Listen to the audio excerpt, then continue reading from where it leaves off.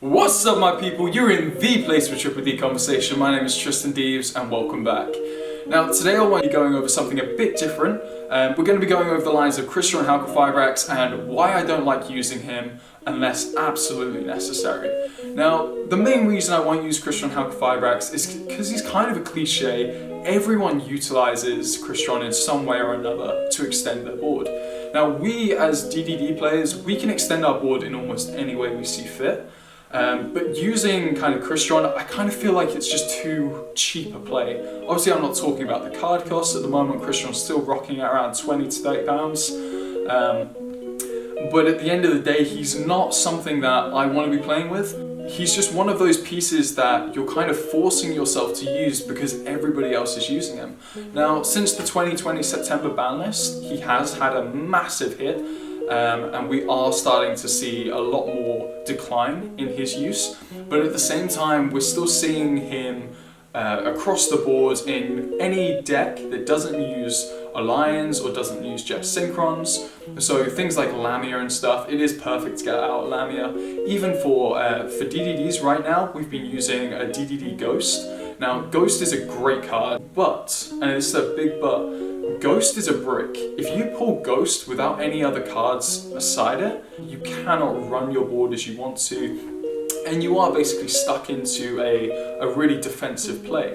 Now if you're playing first going as DDDs, you don't want to be stuck in a defensive play. You want to be able to set your board up to either OTK or to go for a straight up lockdown. And that's what I love about this deck profile that I've made so far. Obviously it needs some refining. It is not the perfect deck profile yet, and we'll be talking about that in today's video. Another card I wanted to just shout out there was Chaos King Apocalypse, and the reason being is because he is a phenomenal card and he is a necessity for this main key combo that uses Crystron Halqifibrax. The only downside to Chaos King Apocalypse is if you pull him at any other point, you brick. Like, you can of course set your pendulum scales, but in DDDs we do not pendulum unless absolutely necessary. And I've actually found an amazing combo that doesn't require any pendulum summons, it doesn't require you to do any Gilgamesh plays, and in that sense it is just absolutely phenomenal.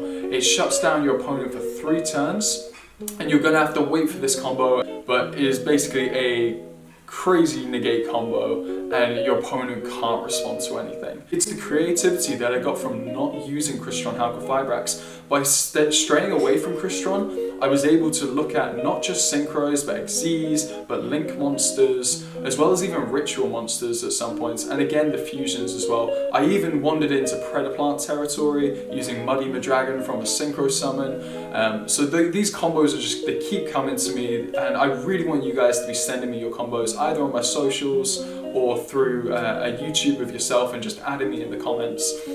Just drop me a message wherever you can of your own specific combos, because I want to see them. I want to see what creative ideas you've got. But back to the reason I'm not using Crystron, and the main, honestly, the main thing is the inconsistencies. If you're adding things like Ghost and Chaos King Apocalypse, you are dropping, like, you have to add at least 2 of these cards, so you're already dropping yourself 4 cards that could have been utilized to pull your combo pieces.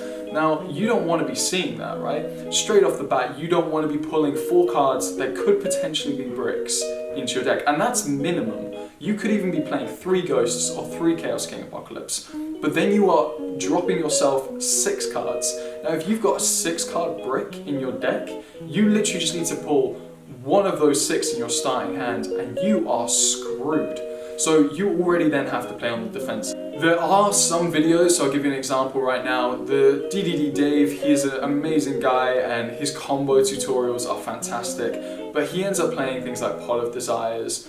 And when you're playing things like Pot of Desires, of course it banishes 10 cards that you may not have used anyway, but it does allow you to draw those too. Now that is fantastic, and I'm even thinking about incorporating it into my own style of play, just because I think it is such a phenomenal ability to go for 10 cards that you were never going to play, grab those 2, look at that, I grabbed 2 of my combo pieces, or the missing combo piece, I can then combo off. Even if you get ashed off a Pot of Desires, all you need is a Kepler in hand, and then you can utilize your gate without being ashed by that. So you have the ability to just waste those cards and just go straight for your generic combo and just keep it flowing.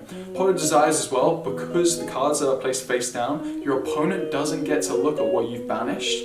So you are the only one that gets to look at what you've banished, and you can kind of pretend you still have your combo pieces, make them a bit more scared, make them waste their hand traps, or you can straight up just go, I've got my pieces, you're going to lose. With decks like DDD Dave's, unless you have your combo pieces, they do not work. Now that's why in my deck I've added stuff like Motivating Captain, because without Motivating Captain we don't have that extra piece that we could combo off in. We need to always see the Kepler, the Lamia, the Swell Sign, and you don't want to always rely on those 3 cards. You want to have the option to go for something else. You can play against someone with an entire negate deck. As long as you go first, you can usually get around them, or at least make them waste their negates or their stuns. Now the main talking point I wanted to really put out there for you guys just to kind of analyze and just think about a little bit was in regards to Crystron Halqifibrax and the actual ability he has to set up your board. Yu-Gi-Oh! Will only ever reward you for your end board. Like, just because you have set up midway through your combo, then you've been hand trapped, you're not going to get anywhere, you're not going to be rewarded for that play. Like, nobody cares about the creativity that you actually come up with to make an amazing board. They only care about what you can actually get out. So now let's put the creativity and let's put what you can actually get out there, as opposed to just relying on things like Crystron Halqifibrax to set up our entire board. Let's go, for example, like I've said before, the hand traps.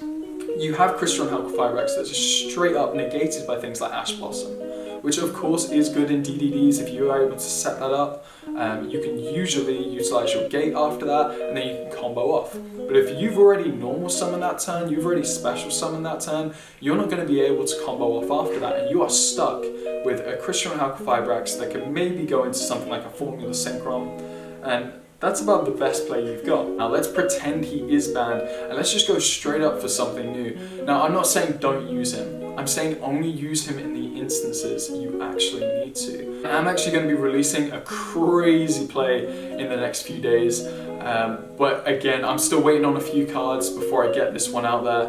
It's going to bring DDDs back for sure. Again, it can be negated. I'm trying to find a way to get some Crystal Wing Synchro Dragon on the field super fast, so that he can act as kind of a barrier for at least monster negates. Use that Siegfried for some kind of spell and trap negates as well, just so that I can then combo off into my combos, and then combo off into another combo during your opponent's turn. Then when it comes back to your turn, combo off again, and then on your opponent's turn, once again combo off again. And this will negate everything they can do. I'm hella excited about it. I'm just waiting on these cards. But that's it for today, guys. I'm really stoked to get this next combo out there. I really enjoyed talking to you guys as per usual. I hope you guys enjoyed the face cam. Other than that, you guys have a great day, and I'll catch you in the next one. She calls me day and night. I'm sorry, girl, you just don't